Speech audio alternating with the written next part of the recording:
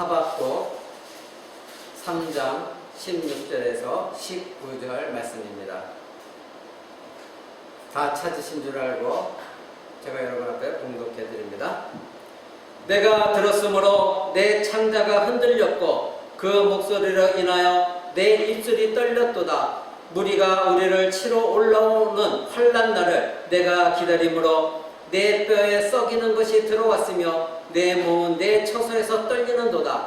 비록 무화과 나무가 무성치 못하며 포도나무에 열매가 없으며 감람나무에 소출이 없으며 밭에 식물이 없으며 우리의 양이 없으며 외양간에 소가 없을지라도 나는 여호와를 인하여 즐거워하며 나의 구원의 하나님을 인하여 기뻐하리로다. 주 여호와는 나의 힘이시라. 나의 발을 사슴과 같게 하사 나로 나의 높은 곳에 다니게 하시리로다. 이 노래는 영장을 위하여 내 수금에 맞춘 것이니라. 아멘.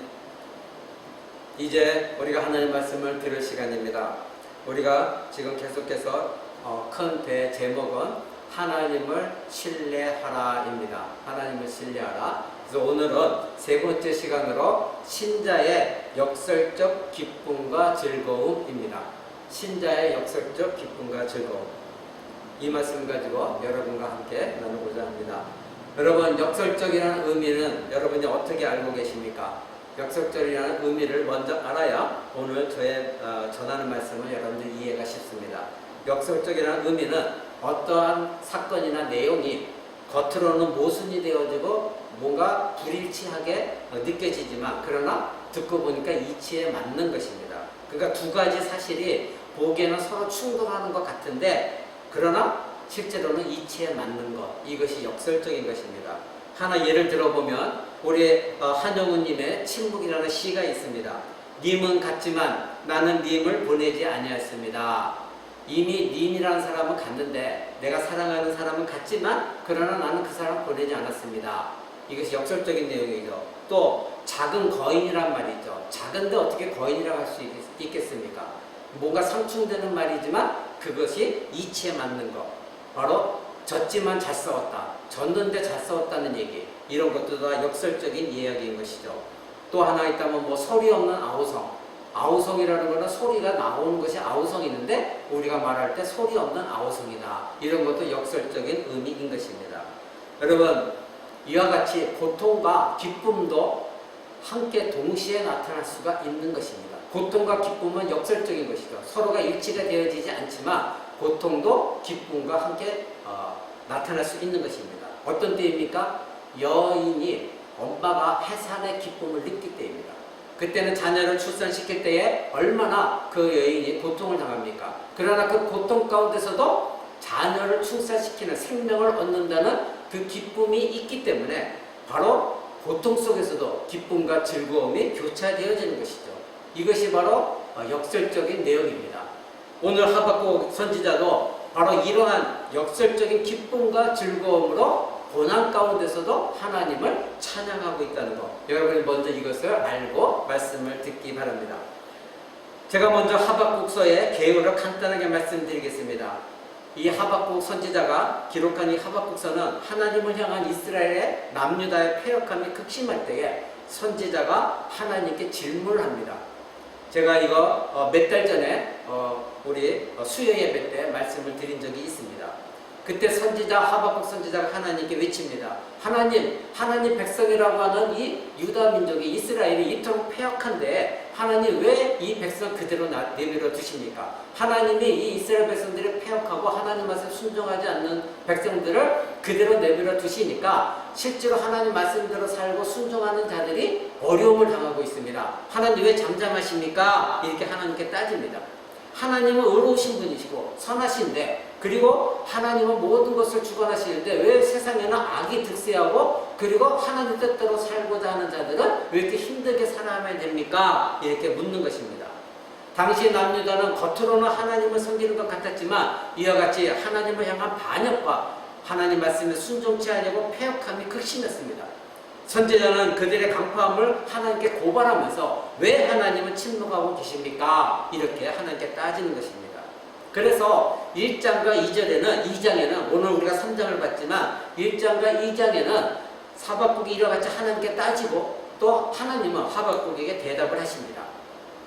그 내용을 지금 다 볼 수 없지만은 3장에 가서 오늘 말씀을 읽은 그 3장에 가서는 하나님이 말씀하신 것 대답을 들은 이 선지자가 드디어 하나님의 뜻을 깨닫고 하나님을 찬양합니다. 바로 어떤 내용이었냐면 하나님께서 하박국 선지자에게 그렇게 말씀하십니다. 내가 안다. 이제 내가 남유다의 그 패역함을, 내 말에 순종치 아니하고 불의한 자들이 패역함을 내가 심판할 것이다. 그런데 내가 이방 민족인 갈대아, 그때 당시에 바벨론입니다. 이 갈대아를 내가 일으켜서, 무지막지한 갈대아를 일으켜서 남유다를 침공케 함으로 말미암아 그들을 내가 전쟁을 통해서 내가 진노하고 심판할 것이다. 그러나 그런 가운데서도 의인은 살아날 것이다.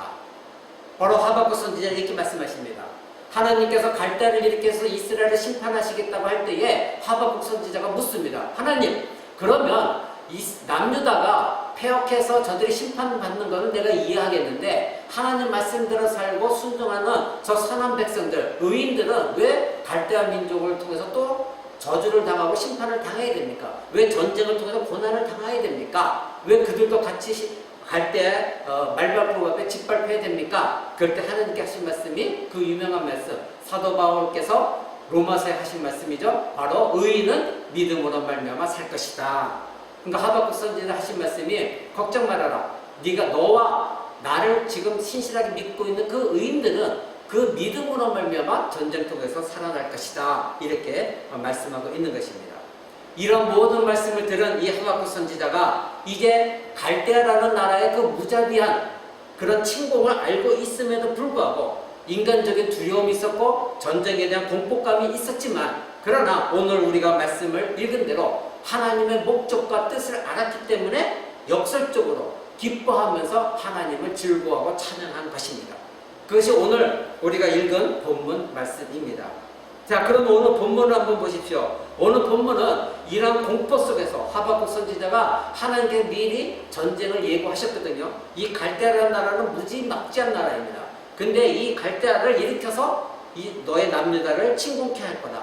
근데 그것이 엄청난 피해를 올 것이다. 그러니까 하박국 선지자가 이미 알고 있었기 때문에 공포감을 느꼈습니다.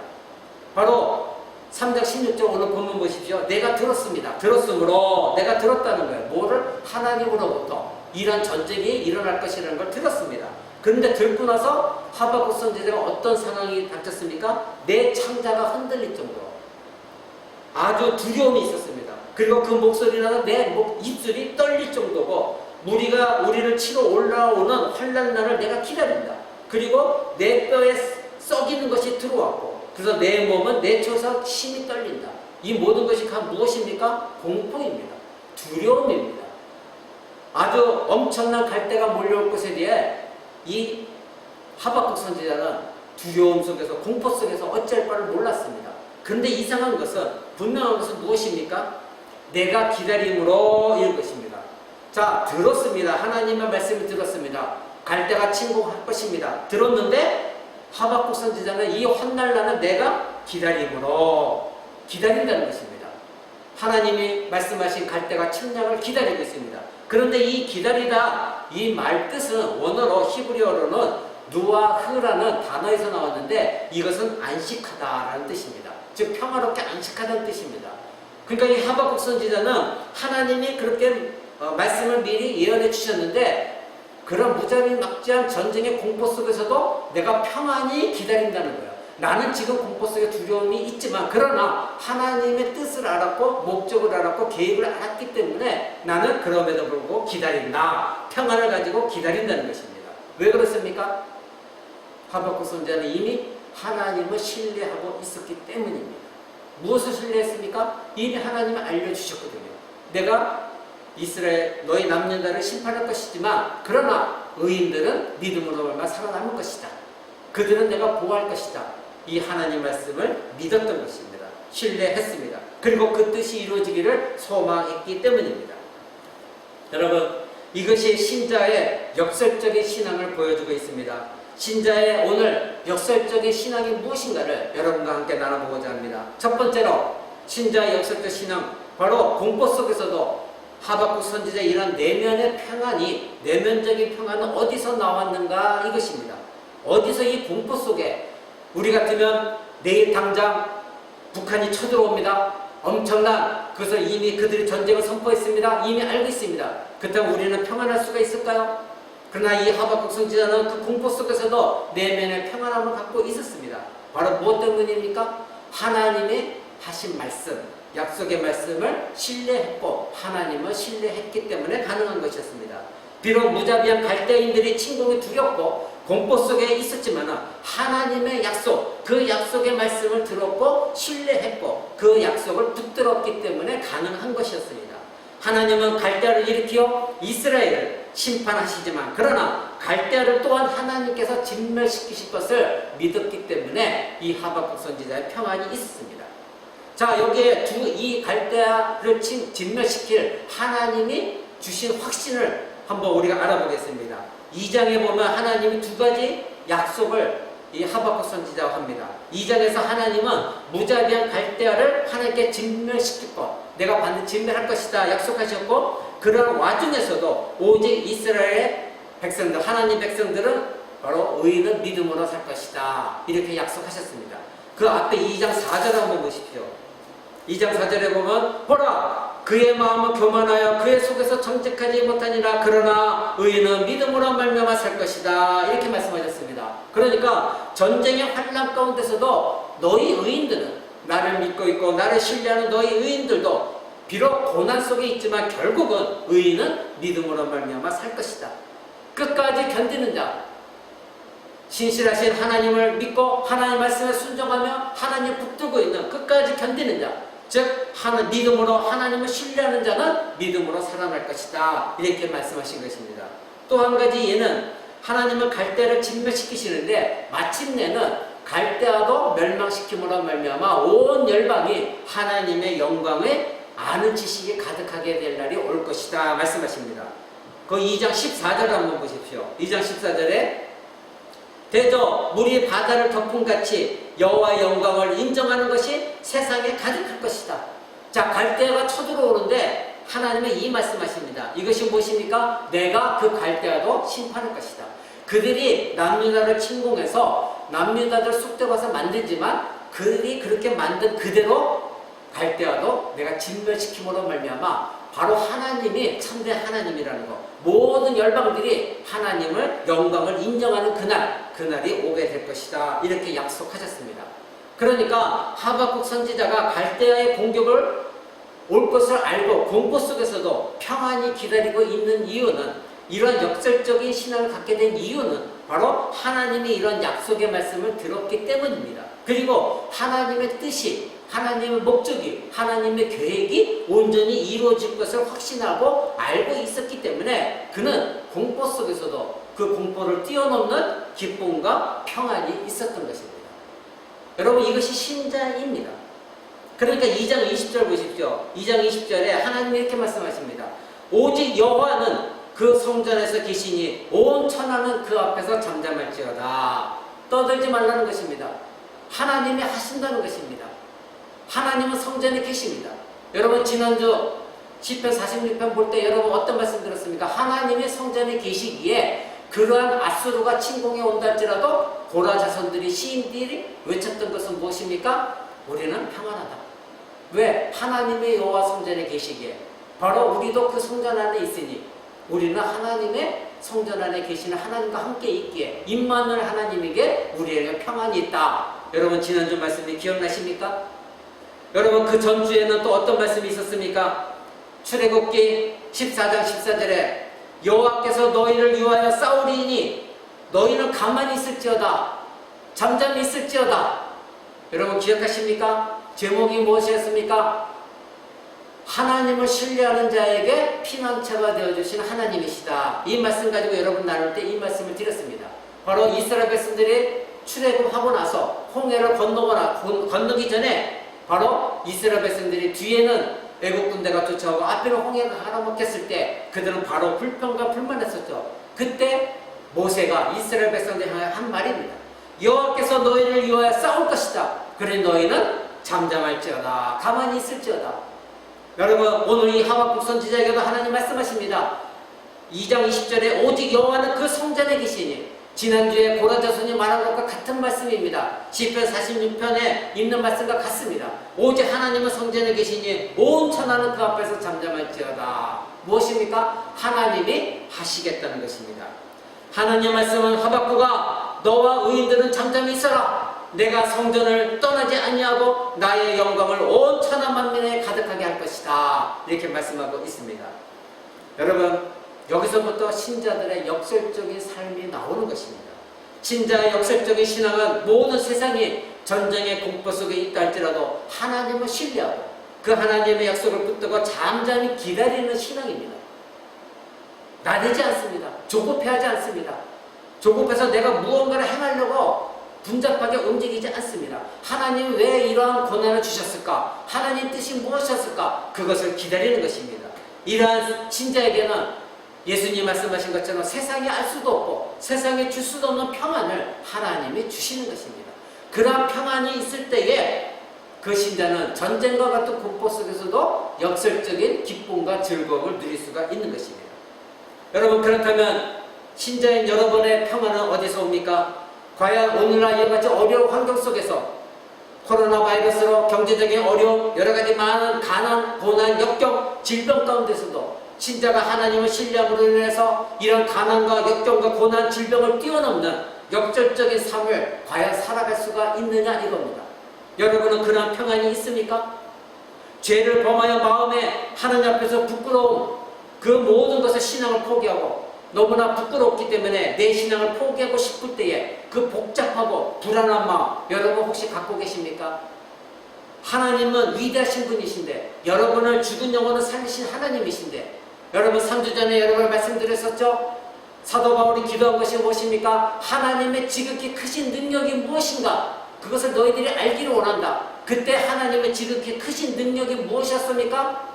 바로 예수 그리스도를 죽은 자 가운데 살리신 것처럼 너희도 그 능력을 가지고 신자들을 살리신 하나님의 능력, 그 능력이 여러분 가운데 있을 때에 그것을 확신하고 있다고 한다면 여러분의 질병이 있다 할지라도 고난이 있다 할지라도 가정에 여러 가지 힘들고 어려운 환경이 있다 할지라도 그 사람들은, 그 신자들은 하나님을 붙들고 얼마든지 넉넉히 이겨나갈 수가 있는 것입니다. 그런데 우리가 좌절하고 절망하고 낙심하며 하나님을 원망하고 불평하고 불안해하는 이유는 무엇입니까? 하나님을 신뢰하지 않기 때문입니다.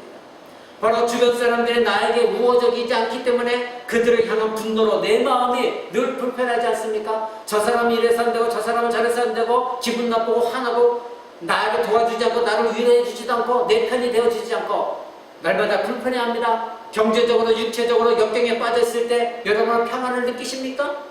사도 바울은 모든 서신서 서두의 인사말에 무엇이라고 했습니까? 바로 하나님의 은혜와 평강이 너에게 있을지어다. 언제나 이렇게 인사로서 그는 서신서를 기록하고 있습니다. 하나님의 은혜와 평강은 이미 성도인 저와 여러분들에게 하나님은 주셨습니다. 그리고 지금도 계속해서 하나님으로부터 공급받고 있고 앞으로도 하나님은 지속적으로 우리에게 공급하실 것이고 그리고 하나님 주신 평강과 은혜를 우리는 받아 누리기에 합당한 그리고 경험하는 그것이 진정한 신자인 것입니다. 여러분 날마다 은혜와 평강이 여러분을 지배하고 있습니까? 신자가 은혜와 평강을 지속적으로 얻기 위해서는 어떻게 해야 됩니까? 우리의 대제사장 되시는 예수 그리스도 그분 앞으로 나가야 됩니다. 바로 예수 그리스도를 통하여 하나님 앞에 나갈 수 있는 길이 열렸기 때문에 우리에게 예수 그리스도를 진리와 길로서 생명으로서 우리에게 주셨으니 우리는 대제사장, 우리의 중보자가 되시는 유일한 중보자이신 우리 주 예수 그리스도 앞으로 나아가 하나님 앞에 나아가는 길을 우리는 나아가 하나님을 의뢰하고 신뢰하고 하나님께 우리의 모든 것을 강구하는 것입니다. 그것 또한 다시 하나님부터 오는 은혜와 평강을 확신하는 것입니다. 이것이 신자입니다. 바로 하박국 선지자가 이러한 평안을 누릴 수 있었던 것은 바로 하나님으로부터 오는 평안을 그가 가졌던 것, 하나님을 신뢰했기 때문입니다. 두 번째로 전쟁의 공포 속에서 하나님을 신뢰하는 신자에게 주어지는 하나님의 힘이 역설적 기쁨과 즐거움을 산출합니다. 하나님을 신뢰하는 자에게 하나님은 힘이 되어주십니다. 하나님을 신뢰하지 않으면 지난주에 말씀드린 것처럼 하나님은 그들에게 피난처가 되어지지 않습니다. 하나님을 신뢰하는 자에게 하나님은 피난처가 되어주시고 하나님을 신뢰하는 자에게 하나님은 힘이 되어주십니다. 그래서 내가 환경을 이겨나가는 것이 아니라 하나님이 주시는 힘으로 견디고 이겨나가는 것입니다. 여러분 3장 17절 18절 한번 보십시오. 3장 17절 18절에 비록 무화과 나무가 무성치 못하고 포도나무에 열매가 없고 감람나무에 소출이 없고 밭에 식물이 없고 우리의 양이 없고 외양간에 소가 없을지라도 나는 여호와를 인하여 즐거워하며 나의 구원의 하나님을 인하여 기뻐하리로다. 주 여호와는 나의 힘이시라. 나의 발을 사슴과 같게 하사 나로 나의 높은 곳에 다니게 하시리로다. 아멘. 여러분 지금 무화과에 나무도 없습니다. 그리고 포도나무에 열매도 없습니다. 감람나무에 아무런 소출, 우리가 얻을 것이 아무것도 없습니다. 씨앗을 뿌렸던 가꿨던 식물도 없습니다. 밭에는 먹을 것이 없습니다. 우리의 가뒀던 양도 없습니다. 외양간에 있었던 송아지도 없습니다. 다 사라져 버렸습니다. 무엇을 뜻합니까? 바로 갈대아가 침공하여서 다 휩쓸었다는 것입니다. 그것을 이미 갈대아는 하나님께 말씀을 들었기 때문에 무자비한 갈대가 들어오면 바로 이와 같이 이스라엘 백성들에게 모든 것은 다 사라질 것이다. 이것을 말한 겁니다. 그러나 18절에 뭐라고 합니까? 이와 같이 모든 걸 다 빼앗기고 착취를 당하고 짓밟힌다 할지라도 18절에 나는 그런 가운데서도 여호와를 인하여 즐거워하며 나의 구원의 하나님을 인하여 기뻐하리로다. 아멘. 바로 이 찬양에 나온 이유가 무엇입니까? 오직 의인은 믿음으로 말미암아 살리라는 하나님 말씀대로 하나님을 신뢰하는 마음이 있었기 때문에 한 신자가 얻게 되어지는 하나님의 힘 때문입니다. 하나님을 신뢰했기 때문에 하나님의 힘으로 이겨나가고 그리고 하나님이 이 모든 것을 다시 회복시키실 것을 믿었기 때문에 하나님의 능력이 그 안에서 바로 이 모든 역경을 이겨나가도록 힘이 되어주셨기 때문입니다. 자신이 가졌던 두렵고 떨림 그리고 하나님을 향한 영원한 원망과 불평이 사라지게 되었습니다. 그리고 오히려 어떤 상황이 벌어졌습니까? 19절 말씀대로 여호와가 나의 힘이시고 나를 사슴의 발같이 가볍게 하실 것입니다. 아멘. 하나님만이 나의 힘이시라는 것입니다. 여러분의 힘은 돈입니까? 여러분의 힘은 명예입니까? 여러분의 힘은 자존심입니까? 여러분이 갖고 있는 것은 무엇입니까? 여러분의 학벌입니까? 여러분이 가지고 있는 어떤 능력입니까? 재능입니까? 아닙니다. 그 모든 것들을 하나님이 거두시면 아무 쓸모없는 것입니다. 여러분의 힘은 오직 하나님으로부터 나와야 되는 것입니다. 그 힘으로 여러분이 견디고 싸우고 이겨나가는 것입니다. 그런데 그 힘을 여러분의 진정한 힘이 되어지려면 여러분의 능력이 되어지려면 여러분이 하나님으로부터 오는 힘을 공급받아야 되는데 그것은 바로 여러분이 하나님을 전적으로 신뢰할 때에 주어진다는 것 잊지 마시기 바랍니다.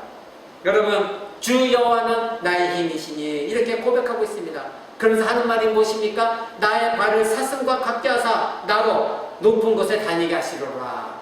나의 발이 지금 전쟁터인데 사슴과 같게 한다는 거 높은 곳에 다니는 건 무엇입니까? 사슴처럼 가볍게 뛰어다닌다는 것입니다. 이것은 뭐의 경쾌함이에요. 이것은 경박스러운 것이 아니라 높은 곳이라도 위험하지만 사슴처럼 안전하게 뛰어다닌다는 것입니다. 누가 그렇게 하신다는 것입니까? 하나님이 힘으로써 하나님께서 나를 그렇게 높은 곳에 사슴과 같이 다니게 하신다는 것입니다. 여러분 하박국 선지자가 이 3장 19절을 말한 것은 하박국 선지자의 말이 아니라 시편 18편 33절을 인용한 것입니다. 여러분 잠깐 시편 18편 33절 한번 보시기 바랍니다. 시편 18편 33절 이렇게 나옵니다. 나로 발로 안사슴 발 같게 하시며 나를 나의 높은 곳에 세우시며 이렇게 말하고 있습니다. 그러니까 이 시편 18편은 다윗이 쫓겨다닐 때에 사울의 손에서 하나님이 구원하실 때에 바로 다윗이 지은 시기입니다. 고백한 것입니다. 고난당하면서 하나님이 자기를 도와주셨을 때 구원하셨을 때에 다윗이 외쳤던 것입니다. 그때 바로 33절에 나의 발로 암사슴 발 같게 하시며 나를 나의 높은 곳에 세우셨다 이렇게 말하고 있습니다. 이것을 하박국 선지자가 인용을 했습니다. 이 어렵고 힘든 공포 속에서도 자신을 다윗이 그렇게 하나님께 고백한 것처럼 나도 하나님이 내 발을 사슴과 같게 높은 곳에 세우신다 이 고백을 하고 있는 것입니다. 여러분, 이 시편 18편은 다윗이 모든 대적을 파하고 승리하며 승전가를 부른 그런 노래입니다. 근데 하박국 선지자가 이 시편 18편을 인용한 이유가 무엇입니까? 바로 하나님께서 다윗을 승리하게 하신 것처럼, 다윗이 자기를 뒤쫓아 사울하고 물리치게 하신 것처럼, 나도 하나님께서 이런 전쟁과 공포 속에서도 승리하게 하실 것을 확신하였기 때문에 이 다윗이 승리해서 18편을 지은 것을 인용한 것입니다. 그러니까 다윗도 그런 환난 가운데 하나님이 일으키셔서 사슴의 발것처럼 높은 곳에 세우신 것처럼, 나도 비록 전쟁의 공포 속에 있지만 하나님을 신뢰하니 다윗과 같이 내 발을 높은 곳에 사슴과 같이 발처럼 가볍게 세워 놓으실 것이다. 이것을 확신하고 인용하여 찬양했던 것입니다. 이것이 있었기 때문에, 이 확신이 있었으니까 오늘 3장 17절에 고백이 나온 것이에요. 그거는 무엇입니까? 비록 무화과 나무가 무성치 못하고 포도나무에 열매가 없고 감람나무에 소출이 없고 밭에 식물이 없고 우리의 양이 없고 외양간에 소가 없다 할지라도 나는 여호와를 인하여 즐거워하고 기뻐할 것이다. 비록 갈대가 들어와서 우리 남유다를 다 초토화시켜서 아무것도 남김없이 다 수탈해가고 착취하고 짓밟는다 할지라도, 그러나 하나님은 다윗을 일으키셔서 승리하게 하신 것처럼 나도 여호와를 믿기 때문에, 여호와를 신뢰함으로 말미암아 하나님 주신 능력으로 견뎌나가고 마침내 하나님은 나의 발도, 그리고 남은 백성들, 의인들도 사슴의 발처럼 높은 곳에 세우실 것이다. 이렇게 하박국 선지자가 외쳤던 것입니다. 여러분, 바로 역설적인 신앙, 그런 역경 가운데서도 하나님을 찬양할 수 있고 기뻐하며 즐거워할 수 있는 이유는 하나님이 힘을 주셨기 때문입니다. 그러한 힘은 신자가 하나님을 신뢰할 때만 나오는 것입니다. 이것을 기억하시기 바랍니다. 세 번째로 우리가 알아봐야 될 것, 성경에서 무화과나무, 포도나무, 감람나무, 이 모든 건 의미가 있습니다. 바로 이 무화과나무, 포도나무, 감람나무가 무성하다 하는 것은, 무성하다, 즉 풍성하다, 열매들이 풍성하다 이렇게 표현하는 것은 하나님의 의미가 두 가지가 있습니다. 첫째, 풍성한 의미가 있는데, 그 중에서 하나는 하나님의 언약의 풍성함을 뜻합니다. 하나님의 언약이 굉장히 풍성할 때는 바로 무화과, 포도나무, 감람나무 열매가 풍성하다 이렇게 표현을 합니다. 여러분, 민수기 13장 23절에 보면 이스라엘 백성들이 가나안 땅을 탐지할 때 이렇게 말합니다. 에스겔 골짜기 이르러 거기서 포도 한 송이 달린 가지를 베어 둘이 막대기에 끼워매고 석류와 무화과를 취하라 이렇게 나옵니다. 그러니까 그들이 두 사람의 장정이 바로 이 포도 한 송이를 갖다가 양쪽에서 메울 정도로, 메고 갈 정도로 엄청나게 크고 풍성한 열매가 있는 땅이 가나안 땅입니다. 그러니까 젖과 꿀이 흐르는 땅, 그 땅을 내가 너에게 주겠다 하나님 약속하셨거든요. 그러니까 그 땅에 들어가면 모든 과실이 풍성하다는 것입니다. 바로 이스라엘 백성을 향한 하나님의 은혜의 풍성함을 보여주는 것이죠. 또 열왕기상 4장 25절에 보면 솔로몬의 영화에 대해서 이렇게 말합니다. 솔로몬이 사는 동안 유대와 이스라엘이 단에서부터 부엘세바에 이르기까지 각기 포도나무 아래와 무화과나무 아래서 안연히 살 것이다. 이것은 바로 하나님의 약속하신 백성들을 향한 안식의 풍성함입니다. 그러니까 하나님의 언약 백성들의 풍성함에 누리는 것을 말하고 있어요. 그러니까 감람나무 풍성함, 그리고 포도나무의 풍성함, 그리고 무화과나무의 풍성한 이 모든 열매를 나타내는 것은 하나님 언약의 풍성함을 드러내는 것입니다. 두 번째로는 하나님 나라의 안식을 뜻합니다. 미가서 4장 1절에 4절에 보면 이렇게 말합니다. 각 사람이 자기 포도나무 아래와 자기 무화과 나무 아래 앉을 것이라. 그들을 두렵게 할 자가 없으리니 이는 만군의 여호와 입이 이같이 말씀하셨습니다. 아멘. 이렇게 말합니다. 너희 모든 백성들은 자기 자신들이 있는 포도나무 그 아래, 무화과나무 그 밑에 앉아라. 바로 만군의 여호와 하나님께서 너희가 그곳에서 평안히 쉬어라, 앉아서 쉬어라 이렇게 말씀하셨다는 것입니다. 또 스가랴 3장 10절에 이렇게 말씀하십니다. 만군의 여호와가 말하노라. 그날에 너희가 각각 포도나무와 무화과나무 아래 서로 초대하리라. 바로 하나님께서 기쁨, 그리고 하나님의 나라의 안식을 뜻하는 것입니다. 내가 너희를 초대할 것이다. 각 사람들을 초대할 것이다. 너희는 내가 초대하는 그곳에 와서 안식하라. 평안을 누려라. 그러니까 성경에 무화과나무, 포도나무, 그리고 감람나무에 대해서 많이 나오는데 이 모든 것들은 바로 하나님이 약속하신 백성들을 향한 은혜의 풍성함, 그리고 그들에게 주실 안식, 평안의 풍성함을 뜻하고 있는 것입니다.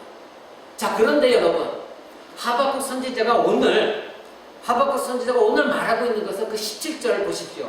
이러한 무화과나무, 포도나무, 감람나무가 다 말라 비틀어지고 소출이 없습니다. 다 끝나버렸습니다. 거기서 얻을 것이 하나도 없다는 것입니다. 거기에 무화과나무에 무성치 못하고 포도나무 열매도 없고 감람나무에 소출도 없습니다. 밭에 식물도 없어요. 우리의 양이 있었는데 양들도 없어졌어요. 그리고 외양간에 소가 있었는데 송아지도 다 없어졌어요. 모든 것이 수탈해 갔어요. 침략당한 자들이 짓밟았어요.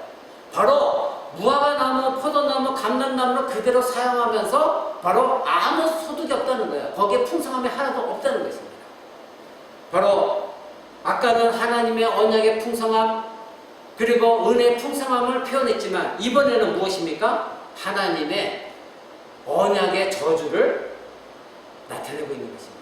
그러니까 이스라엘 백성들이 아까 서두에 말씀드린 것처럼 하나님의 말씀에 패역하였고 듣지 않았고 순종하지 아니었고 자기 멋대로 살았고 하나님을 비웃었던 이 이스라엘 백성을 향하여 하나님 왜 저들을 그대로 내버려두십니까?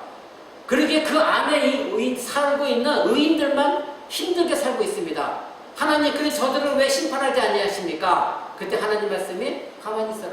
내가 심판한다. 갈대아를 일으켜서 내가 심판할 거다. 그랬더니 하박국 선지자가 그러면 의인들까지도 피해를 당하지 않습니까? 하나님 하신 말씀이 내가 그래도 오직 의인은 믿음으로 말미암아 살게 할 것이다. 그리고 갈대아도 내가 심판할 것이다. 그리고 회복시킬 것이다. 이 약속의 말씀을 듣고 이 하박국 선지자가 이제 갈대아가 침공할 것을 기다리면서 그 전쟁의 공포 속에서 아까 말씀드린 대로 평안하게 그들을 기다리고 있는 거예요. 그래서 한 말이 17절에 맞아. 이와 같이 하나님께서 이스라엘 백성들의 무화과나무가 풍성하고 감람나무가 풍성하고 포도나무가 풍성했던 이 모든 것들을 하나님이 다 갈대아에게 휩쓸림을 당하게 하시면서 이 언약의 풍성함, 언약의 안식을 다 빼앗기게 하고 이 모든 것들은 하나님이 언약의 저주를 부으시는 것이다. 바로 이스라엘을 심판하시는 것이다. 이것을 말하고 있는 것입니다. 여러분, 바로 무화과나무와 포도나무와 감람나무가 풍성할 때는 하나님의 언약의 축복을 말하고 있지만 이것이 무성치 못할 때는 바로 하나님의 언약한 백성들이 하나님께 순종하지 못할 때에 저주를 나타내고 있는 것입니다. 하박국 선지자는 전쟁을 통한 하나님의 진노의 심판 상황 속에서도 이제 역설적인 신앙을 보이고 있습니다. 전쟁 중에 모든 것이 초토화될 것입니다. 다 빼앗길 것입니다. 그리고 무화과나무 무성치 못할 것입니다. 포도나무 열매도 없고 감람나무 소출도 없습니다. 근데 이 모든 것은 하나님의 진노의 저주임을 알았지만 자신은 그 하나님의 진노의 저주 아래서도 의인은 믿음으로 말미암아 살 것이라는 이 확신을 가지고 하나님을 역설적인 기쁨과 찬양을 하고 있는 것입니다. 갈대인들이 아무리 남유다를 황폐케 한다 할지라도 하나님을 의지하고 하나님을 신뢰하고 그리고 하나님의 힘으로 살아가는 백성들은 바로 견디어낼 수 있다는 것입니다. 오히려 기뻐할 수가 있다는 것입니다. 하나님은 의인들의 하나님이십니다. 의인들의 아버지이십니다. 희망과 소망을 갖고 있습니다. 그러나 하나님을 신뢰하지 않는 자들에게는 이런 전쟁과 공포 속에서 그들에게 아무 소망이 없는 것입니다. 그러나 하나님을 신뢰하는 백성들에게는 아무리 내게 전쟁이 닥쳐온다 할지라도 나의 힘은 여호와이시기에 나의 발을 암사슴같이 가볍게 하사 높은 곳에 다시 올리실 그 하나님을 믿고 있기 때문에 내 힘으로 무엇을 할 것이 아니라 잠잠히 하나님의 성전을 바라보고 기다리는 것입니다. 바로 이것이 신자가 가지는 역설적인 기쁨과 즐거움인 것입니다. 우리는 하박국 선지를 통해 이것을 배우고 있습니다. 비록 우리의 환경이 어렵고 힘듭니다. 바로 코로나 환경으로 인해서 여러 가지 많이 경제적으로 어렵고 또 자녀들로 인해서 여러 가지 힘든 것이 있고 부부간에 여러 가지 충돌도 있습니다. 갈등도 있습니다. 그러나 여러분 이 모든 것들은 이 가운데서 오직 의인은 믿음으로 말미암아 살아날 것이다. 하나님 분명 말씀하셨습니다. 우리는 이 하나님을 신뢰해야 됩니다. 하나님이 어떤 뜻이 있어서 지금 전 세계 코로나 바이러스 허락하신지 우리는 알 수 없지만 그러나 하나님 분명한 선하신 하나님이시기에 이런 가운데서도 믿음의 백성들은 하나님 붙드시고 하나님을 신뢰하는 자에게 힘이 되어주시고 그런 가운데도 우리는 기뻐하며 찬양할 수 있는 역설적인 신앙을 갖도록 하나님께서 허락해 주신다는 것, 이것을 우리는 믿어야 되는 것입니다. 여러분, 이것이 신자의 역설적인 기쁨과 즐거움이고 우리는 구약에서만 발견하는 것이 아니라 신약 시대에서도 우리는 발견할 수가 있습니다. 바로 사도들이 그렇게 했습니다.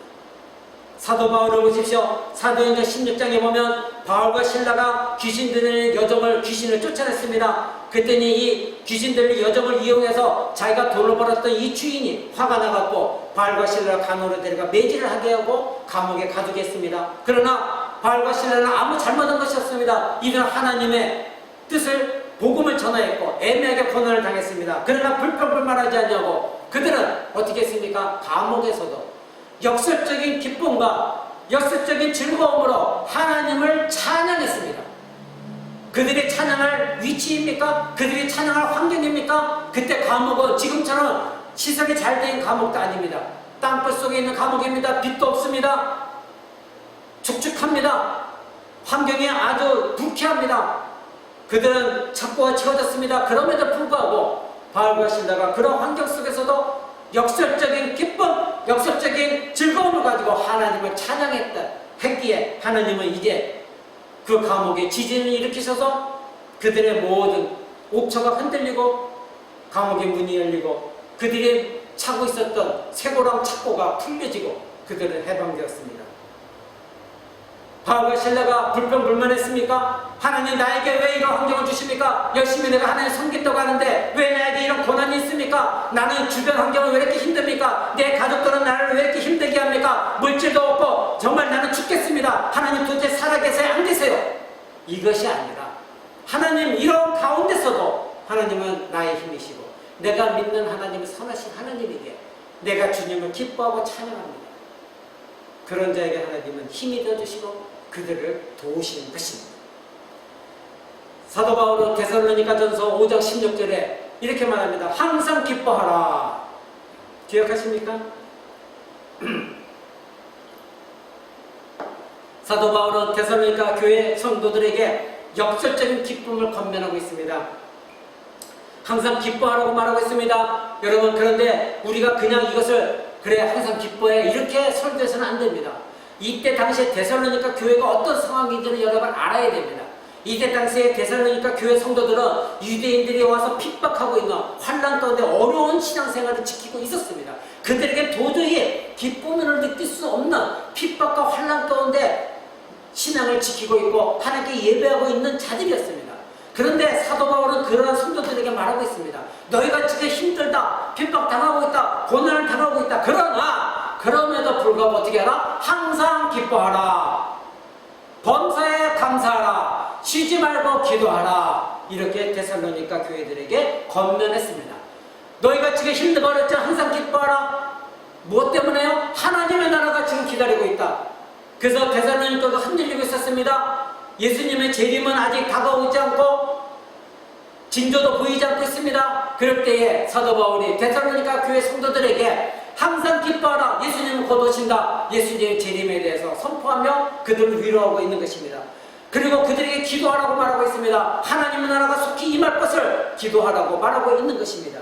여러분, 이를 단순히 항상 기뻐하라고 했으니 기뻐하며 즐겁게 놀아하자. 그래서 여러분이 복음성가대 나오죠. 항상 기뻐하라. 쉬지 말고 기도하라. 여러분, 그렇게 하라고 한 것이 아니라 이 데살로니가 교회 성도들 당시에 당하고 있던 환난, 핍박, 그것이 무엇인지를 알아야 되는 것입니다.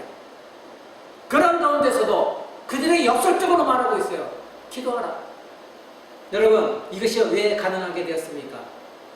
사도 바울이 가르쳤던 이 데살로니가 교회 성도들은 하나님을 신뢰하였었고 그 하나님 약속을 붙들었고 그래서 하나님이 이들의 힘이 되어줬기 때문에 사도 바울이 가르친 대로 그들은 항상 기뻐했던 것입니다. 여러분, 이는 단순한 문제가 아닙니다. 세상에 살면서 기쁨과 즐거움보다는 여러분 근심과 걱정거리, 슬픔이 얼마나 더 많이 있습니까? 바울도 애매하게 많은 고난을 당했습니다. 그가 회심한 이후로 그는 세상적인 기쁨보다는 고난의 삶이 더 많았습니다. 우리보다도 더 힘들고 어려운 삶을 살았습니다. 심각한 질병도 있었습니다. 하나님을 일하다 감옥에 애매히 고난을 당했습니다. 숱한 고문과 내지를 당하였습니다. 죽을 고비를 여러 번 넘겼습니다. 그런데 바울이 성도들에게 권면한 것이 무엇입니까? 너희도 고난당하고 있지만 항상 기뻐하라. 나도 항상 기뻐하고 있다. 여러분, 이런 상황 속에서 항상 기뻐할 수 있는 역설적인 기쁨을 가지라고 사도 바울은 권면하고 있습니다. 이는 그야말로 초월적인 것입니다. 세상 사람들의 관심에서는 불가능한 일입니다. 그러나 성도들에게는 가능합니다. 이것이 역설적인 기쁨입니다. 왜 가능합니까? 성도들은 하나님을 신뢰하기에, 하나님의 힘이 되어주시기에, 하나님을 믿고 의지하기에 이런 가운데서도 역설적인 기쁨과 즐거움이 있을 수 있습니다.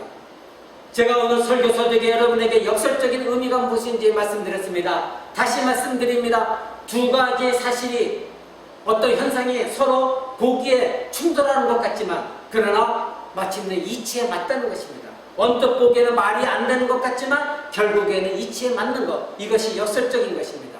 그래서 여인들이 해산할 때의 고통과 기쁨, 즐거움을 함께 느끼는 것 여러분에게 말씀드렸습니다. 그래서 사도 바울은 말하고 있습니다. 로마서 8장 18절에 현재의 고난은, 너희가 지금 당하고 있는 고난은 장차 우리에게 나타날 영광과 좋게 비교할 수 없도다. 아멘. 너희가 지금 고난을 당한다. 하나님을 신뢰하고 하나님의 백성으로 살아가기에 이 세상은 고난의 길이다. 그러나 지금 너희가 고난을 당하고 있지만 이 고난을 너희가 기쁨으로, 역설적인 기쁨과 역설적인 즐거움으로 바꾸어라. 왜냐하면 장차 나타날 영광, 하나님 너희에게 주실 그 영광, 하나님 나라의 기업으로 물려받을 그 영광, 풍성함은 도저히 우리가 지금 당하고 있는 고난과 비교할 수가 없는 것이다. 제가 여러분 3주 전에 말씀드렸죠. 4주 전에 너희 사도 바울이 기도한 것처럼 너희가 하나님의 기업의 영광의 풍성함이 알기를 원한다 기도한 것처럼 저도 여러분들을 위해서 기도하고 있습니다. 여러분들이 이 땅에 고난을 당하고 있지만, 현재는 어려움이 있지만, 그러나 여러분에게 나타날 영광, 그 영광은 지금 여러분이 당하고 있는 고난과 좋게 비교할 수 없는 놀라운 영광인 것입니다. 이것을, 이 말씀을 신뢰하고 있는 자라고 한다면 하나님의 그런 성도들의 힘이 되어주시고, 그런 성도들은 역설적인 기쁨과 즐거움으로 견뎌내고 살아가는 것입니다. 하박국이 현재의 고난을 바라보았다면 역설적인 기쁨과 즐거움을 찬양할 수가 없었을 것입니다. 뛰어넘었습니다. 하박국은 하나님의 뜻과 목적과 이미 계획을 들었고 알았고 신뢰했고, 그리고 반드시 이루어질 것을 확신하였기 때문에 앞으로 갈대아가 침공한다 할지라도, 그런 남유다가 포로로 끌려간다 하지만 하나님께서 다시 이스라엘을 회복시키셔서 예루살렘으로 돌아오게 하시는 그 하나님의 영광의 약속을 바라보고 있었기 때문에 가능한 것이었습니다. 여러분, 우리는 이미 하나님께서 우리에게 약속의 말씀 성경 66권을 통하여 우리에게 모든 것을 약속하셨습니다. 우리에게 이미 계시의 말씀을 다 주셨습니다. 그런데 우리는 약속의 말씀 성경 66권을 받아놓고도 읽지도 않고, 또 읽었다 할지라도 그 말씀을 신뢰하지 못하고 있습니다. 그러니 날마다 고난이 올 때마다 쓰러지고 넘어지고 좌절하며 불평불만하고, 하나님의 살아계신가 안 계신가, 왜 나에게 이런 고난만 주시는가. 여러분, 나에게만 고난이 아니라 모든 사람이 다 고난을 당하고 있습니다. 그럴 때 신자가 어떻게 역설적인 기쁨과 즐거움으로 승화시키느냐, 바로 하나님을 신뢰할 때입니다. 불평하는 자는 하나님을 신뢰하는 자가 아닙니다. 또 하나님보다도 내가 앞서서 내 주도권을 가지고 조급해서 하는 자도 하나님을 신뢰하는 자가 아닙니다. 또 어려움 당했을 때 하나님께 피하지 않는 자도 하나님을 신뢰하는 자가 아닙니다. 그런 자들에게는 하나님이 힘이 되어지지 못합니다. 그러니 그들은 당연히 하나님을 고난 가운데도 기뻐하며 즐거워할 수가 없는 것입니다. 여러분, 신자가 역설적 기쁨과 즐거움을 누리려면 잊지 말아야 할 것이 있습니다. 첫 번째로, 고난 속에서 신자를 건져내시는 하나님을 잊지 마시기 바랍니다. 우리가 반석이신 하나님을 의지할 때, 하나님은 우리가 아무리 기쁜 수렁에 빠졌다 할지라도 우리를 건져내시는 분이 하나님이십니다. 갈대아 침공 가운데서도 하나님의 백성들, 의인들은 다시 살려내시는 분이 하나님이십니다. 하나님을 의지한다는 것은 바로 하나님을 향한 신뢰, 그것이 없으면 불가능한 일입니다. 시편 40편 2절에 이렇게 말합니다. 나를 기가 막힐 웅덩이와 수렁에서 끌어올리시고 내 발을 반석 위에 두사 내 걸음을 견고하게 하셨도다. 아멘. 나를 어떻게 했다고요? 내가 기가 막힌 웅덩이의 수렁에 떨어졌습니다. 그런데 하나님께서 나를 그 기가 막힌 도저히 구해낼 수 없는 웅덩이 속에서 내 기도에 귀를 기울여서 나의 부르짖음을 들으셨다는 거예요. 그래서 어떻게 해요? 1절 보니까 하나님의 귀에 기울이시고 나를 들으셔서 나를 수렁에서 건져주셔서 다시 반석 위에 세워주셨다. 이렇게 말하고 있습니다. 여러분 시편 40편 한번 보겠습니다. 시편 40편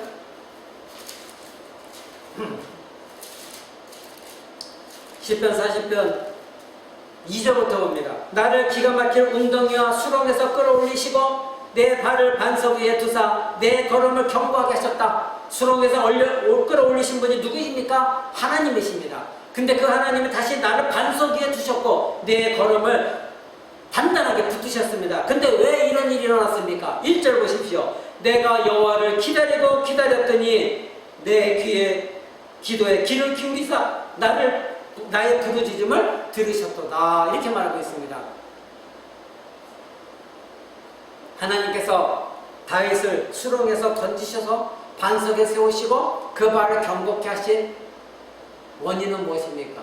다윗이 하나님을 신뢰하고 기다리고 기다렸습니다. 그리고 하나님께 기도했습니다. 믿었습니다.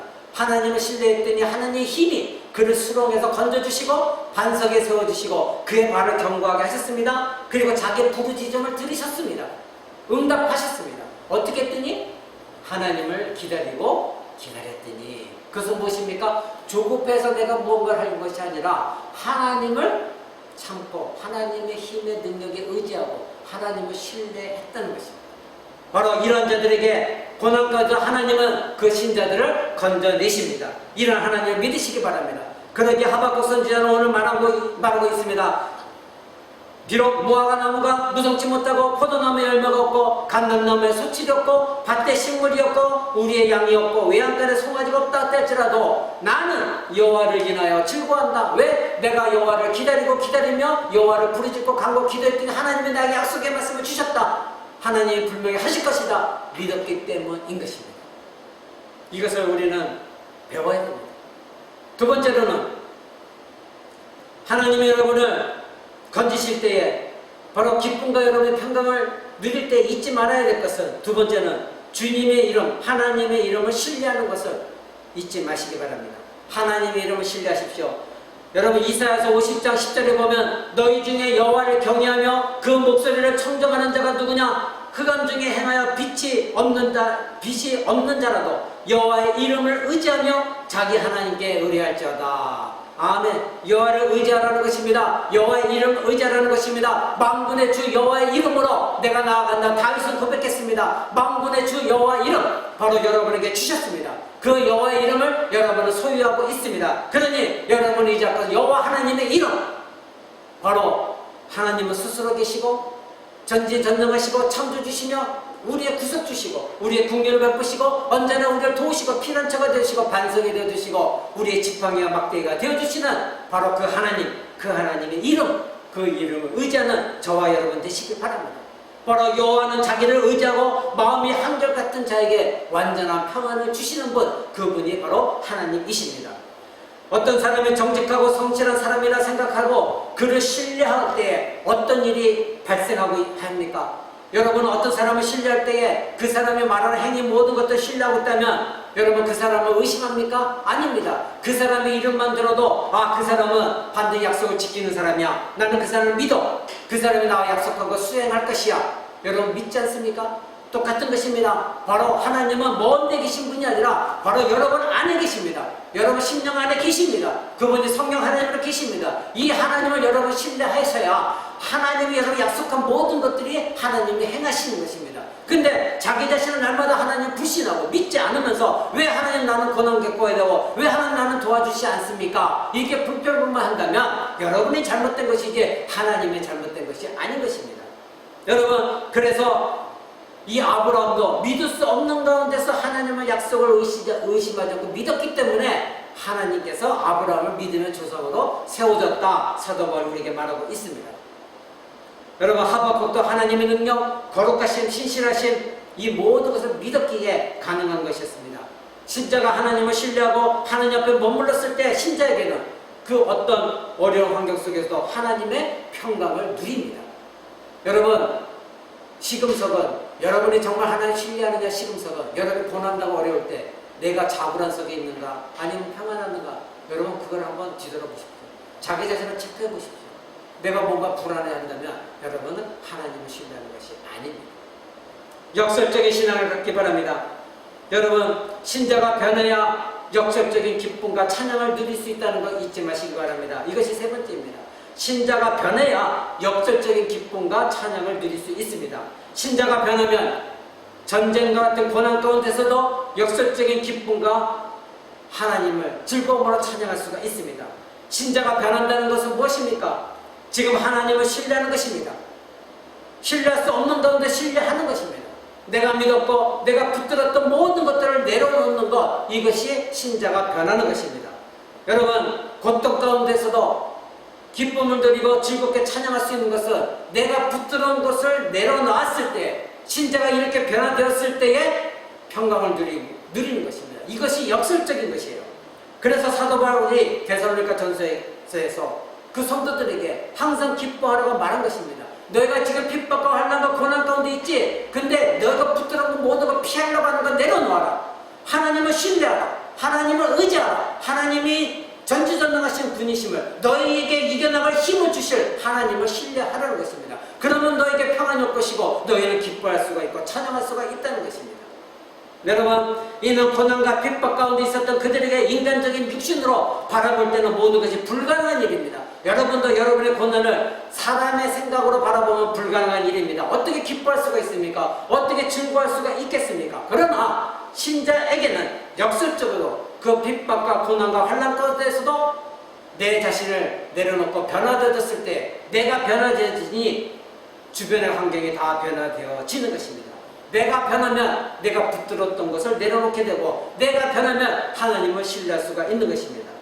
하나님을 신뢰할 때 하나님이 나의 하나님이 되어주시고 나의 구원이 되어주심을 알기 때문에 고난 가운데서도 항상 기뻐하고 감사할 수가 있습니다. 그러나 하나님을 신뢰하지 않는 사람은 여전히 자신의 변함없이 자신을 내려놓지 못하기에, 무언가를 내가 해결하려고 하기에, 세상의 것들을 방법을 찾기에, 세상에 의지하기에 자신에게 어려운 환경이 닥칠 때마다 잠잠하지 못합니다. 평안이 없습니다. 그러니까 어떻게 합니까? 분주합니다. 내 마음은 늘 불안하고 자불안석이고 화가 치밀어 오르고 신경질이 나고 짜증이 나고 하나님을 원망이 일어납니다. 그러니 무언가 자기가 주도권을 가지고 행하려고 합니다. 그러니 모든 것이 세상적인 일뿐입니다. 그들에게 하나님은 결코 피난처가 되어지지 못합니다. 오히려 하나님의 말씀은 그러한 사람들에게는 걸림돌이고 장애물입니다. 목회자의 어려움은, 저도 때로는 성도들이 어려움을 당하고 고난당하고 힘들어할 때에 하나님의 말씀을 가지고 권면합니다. 그리고 하나님을 의지합시다. 그리고 하나님의 신뢰합시다. 그리고 기도합시다. 하나님이 힘주실 것입니다. 이겨냅시다. 하나님의 도우심을 구합시다. 기다려봅시다. 이렇게 권면을 합니다. 그러면 거의 대부분이 비웃습니다. 그리고 그 권면에 아멘하지 않습니다. 코웃음칩니다. 의례적인 말이라고 말합니다. 뻔한 이야기입니다. 왜요? 아니 목사님, 지금 내가 죽게 되었는데 지금 그런 권면의 말에 도대체 무슨 소용이 있습니까? 내가 지금 힘들다고요. 내가 지금 죽겠다고요. 그 뻔한 이야기를 뭘 합니까? 그것이 나에게 무슨 힘이 되어집니까? 여러분, 이러한 사람들에게 하나님은 아무 능력도 바라지 않습니다. 왜요? 그 사람 자체가 신앙이 없는데, 그 사람 자체가 지금 하나님을 신뢰하지 않고 있는데, 그 사람 자체가 지금 하나님을 의지하지 않고 있는데 어떻게 하나님의 힘과 능력이 그 사람을 도울 수가 있단 말입니까? 아까 사도 다윗이 그랬죠. 내가 하나님을 기다리고 기다렸더니 나의 부르짖음을 들으셨도다. 그 나를 수렁에서 하나님 건져주셔서 나를 굳건하게 반석에 세우시고 내 발을 경고하게 하셨다. 모든 원수 마귀로부터 나를 구원하셨다. 여러분, 목사님이 여러분에게 성경 말씀을 가지고 권면하지 세상의 이야기를 가지고 권면합니까? 여러분, 세상의 이야기를 권면할 때는 달콤하게 들립니다. 그러나 그것은 여러분을 살리는 일이 아닙니다. 오직 하나님 말씀 가지고 여러분이 권면했을 때 여러분이 그것을 아멘으로 취하고 하나님이 나에게 주신 말씀으로 취하고 하나님 내 것 믿고 있는 그 하나님을 신뢰하고 의지하고 그 하나님이 나의 힘이 되어지고 확신했을 때 하나님이 환경을 변화시키는 것입니다. 먼저 나를 변화시켜서 내가 변화해서 하나님을 신뢰했더니 주변 환경을 다시 보게 되고 그런 가운데 하나님을 기뻐하고 찬양했더니 오히려 기다렸더니 하나님이 주변 환경들을 사람들 변화시키시는 것, 이것이 하나님의 방법이라는 거 여러분 믿으시기 바랍니다. 그런데 그렇게 권면하게 되면 나에게 무슨 도움이 됩니까? 내가 지금 죽게 되어졌는데, 내가 지금 힘든데 호흡을 친다고 한다면 여러분 그 사람은 신자가 되어줄 수가 없습니다. 하나님은 그저 자신의 필요에 따라 사용되어지는 도구로 여길 뿐입니다. 그런 사람들은 회개해야 됩니다. 이건 큰 죄악입니다. 하나님이 나의 힘이 되어주시고 내가 역설적인 기쁨과 즐거움을 누릴 때는 바로 내가 변화되어져야 되는 겁니다. 여러분의 신앙이 변화되어져야 됩니다. 그저 예배당에 주일날 나왔다 앉았다고 해서 인터넷으로 예배를 드린다고 해서 여러분 헌금 얼마 했다고 해서 그것이 여러분의 힘이 되어지는 것이 아니라 여러분이 지금 하나님은 나의 힘이시오, 여러분이 지금 하나님을 신뢰하고 하나님을 의지하고 내가 지금 환난과 고난이 있다고 내가 변화되기로 결정한다면 하나님은 여러분의 힘이 되어지면서 여러분의 역설적인 기쁨과 즐거움으로 찬양할 수가 있는 것입니다. 내가 변할 때 신자는 바로 이런 일이 벌어지게 됩니다. 하박국은 전쟁의 위기와 공포는 여전히 존재했습니다. 그럼에도 불구하고 자신의 전쟁을 멈추게 할 수도 없다는 걸 이는 알고 있었습니다. 하박국은 그러기에 자신의 생각과 모든 관점을 다 바꿨습니다. 그렇지, 하나님이 말씀하셨지, 하나님이 약속하셨지, 나에게 이렇게 말씀하셨으니 이제 내가 하나님 계획을 알았다, 나에게 하나님의 뜻을 알았다, 하나님 목적인지 알았다. 그러니 전쟁과 공포가 밀려온다 할지라도, 갈대가 쳐들어온다 할지라도 나는 이제 변했다. 나는 다른 방법으로 바라볼 것이다. 무화과나무가 없어지고 감람나무의 소출이 없고 포도나무가 다 없어지고 밭에 식물이 없고 외양간에 소도 없고 양도 다 없어지고 수탈해 간다 할지라도, 그러나 나는 하나님 약속을 믿기 때문에 하나님은 나의 힘이 되어주시기에, 하나님을 내가 신뢰하기에 나를 수렁에서 던지시고 하나님의 오직 의인은 믿음으로만 살린다고 하셨사오니 그 믿음의 백성들 신뢰를 하시는 하나님께서 그들을 이렇게 세우시는 그 하나님을 발견하는 것입니다. 그랬을 때 하나님은 그들을 수렁에서 건져 주십니다.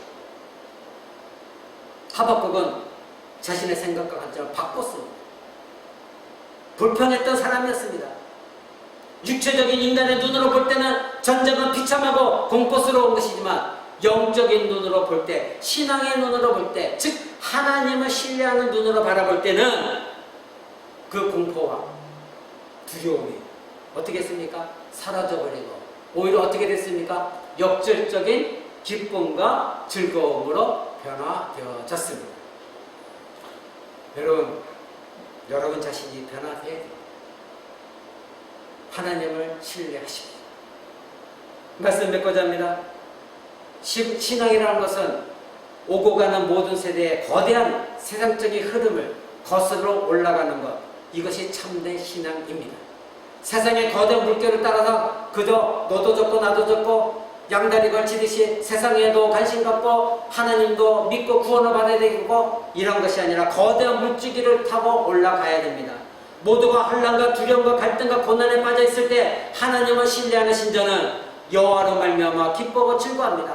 강물에 큰 물줄기가 힘차게 흐를 때 그 강물을 거슬러 올라가려고 한다면 그 강물의 물줄기는 물살이 주는 에너지, 즉 물살이 가지고 있는 힘보다도 더 큰 힘이 필요합니다. 그렇죠? 그래야 그 물줄기를 거슬러 올라갈 수가 있습니다. 여러분, 저와 여러분은 하나님의 힘을, 능력을 의지하여 세상을 거슬러 올라가는 사람들입니다. 이때 세상의 물결보다도 더 큰 에너지, 더 큰 힘이 우리에게 필요합니다. 그런데 우리에게 힘이 있습니까? 우리에게 그 에너지가 있습니까? 없습니다. 그러면 어디서부터 와야 됩니까? 하나님으로부터 그 힘, 그 에너지가 와야 되는 것입니다. 하나님을 신뢰하지 않는 자에게 하나님은 힘이 되어주지 않습니다. 그 사람은 아무리 세상을 거슬러 올라가려 할지라도 올라갈 수가 없는 이유가 바로 그것입니다. 그러니 좌절하고 절망하고 주저앉는 것입니다. 내가 이 세상의 도덕 물질 거슬러 올라가려면 내 힘이 아니라 이 세상의 밀려오는 물결보다도 더 큰 힘, 더 큰 에너지가 필요한데 그것은 나에게 없습니다. 누구에게 있습니까? 하나님께 있기 때문에 하나님부터 공급받아야 되니 그 하나님을 신뢰해야 되는데 그 하나님을 신뢰하지 않으니 나에게 거슬러 올라갈 힘이 없으니 좌절하고 절망하고 주저앉는 것입니다. 작은 배는 작은 배에 맞는 엔진을 장착합니다. 그리고 항공모함은 항공모함에 맞는 엔진의 힘을 장착합니다. 작은 배는 작은 파도에 요동치지만 항공모함은 웬만한 파도와 태풍에도 견뎌내고 자기가 가고자 하는 방향대로 흘러갑니다. 여러분, 세상의 물결을 거슬러 올라가는 힘은 바로 위와 같이 항공모함을 움직일 수 있는 정도의 힘, 강력한 엔진, 태풍을 이겨낼 수 있는 힘, 바로 어디서 나옵니까? 하나님으로부터 오는 것이라는 것, 여러분 잊지 마시기 바랍니다. 우리는 주변 환경을 너무나 탓하고 있습니다. 그러나 신자가 어떤 상황이든 관계없이 하나님으로 인해서 역설적인 기쁨, 역설적인 즐거움을 찬양하는 것은 주변 환경이 좋아서가 아니라 문제가 해결돼서가 아닌 것입니다. 이 문제가 해결되지 않았다 할지라도 우리는 역설적인 기쁨과 즐거움을 찬양할 수 있는 것은 바로 하나님의 나의 힘이요 능력이 되어 주시기 때문인 것입니다. 여러분, 오히려 죽음과 공포 속에서 두려움이 존재해도 내가 직면한 문제가 해결되지 않는다 할지라도 하나님을 신뢰하십시오. 다시 말한 것처럼 내가 기다리고 기다렸더니 하나님이 내 부르짖음에 응답하셨다. 여러분, 그러한 여러분 되셔야 되는 것입니다. 오늘 말씀 제목이 신자의 역설적인 기쁨과 즐거움입니다. 모두가 힘들고 어려운 시기입니다. 저와 여러분도 역시 어렵습니다. 고난 가운데 있습니다. 신자라고 해서 특이한 상황이 주어지는 것은 결코 아닙니다. 우리를 하나님 백성으로 뚝 띄워서 너희는 고난당하지 말라 이렇게 하시는 것이 아닙니다. 그러나 신자는 똑같이 당하는 고난과 환경과 역경 속에서도 불신자들이, 세상 사람들이 포기한 그 기쁨, 즐거움을 누리면서 하나님을 찬양하는 것, 이 사람이 참된 신자입니다. 사도들이 그랬고, 구약의 선지자들이 그랬고, 오늘 하박국 선지자를 그랬고, 종교개혁가들이 그렇게 했습니다. 신자의 고난은 반드시 필요합니다. 여러분, 신자에게 고난이 없으면 하나님의 은혜를 느끼지 못합니다. 하나님의 은혜를 망각하게 됩니다. 고난이 없으면 하나님께 신자에게 주신 역설적인 기쁨과 즐거움도 경험하지 못합니다. 그러나 신자가 고난 가운데서 확신하는 이유는 바로 신자가 기가 막힐 웅덩이에, 수렁에 빠졌을 때 하나님이 그 수렁에서 우리를 건져 올리셔서 반석에 세우시고 신자의 말로 경고케 하시는 그 하나님을 여러분 만났을 때에 하나님이 이것이 은혜다, 다시 하나님을 기뻐 찬양할 수가 있는 것입니다. 여러분, 오늘 본문 말씀, 무화과 나무가 마르고 포도 열매가 없고 감람나무 수풀이 없고 그리고 소출이 없고 외양간 소와 양이 없다 할지라도 우리는 여호와로 인하여 즐거워한다, 이 고백이 여러분의 고백이 되어져야 되는 것입니다.